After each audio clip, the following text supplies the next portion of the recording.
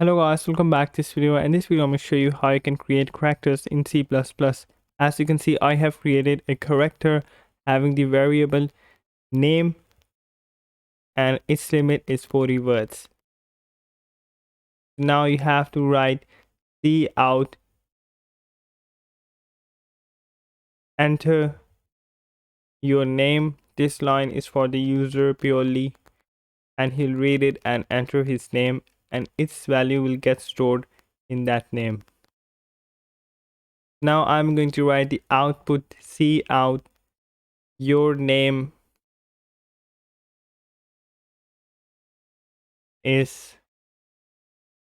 Now you have to write two lesson signs and write name and you have to end line and you have to enter the bracket to complete your code. As you can see, if I run it, it is asking me for my name.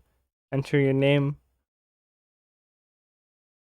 and that's how words can be stored in a variable like numbers as well. Like and subscribe.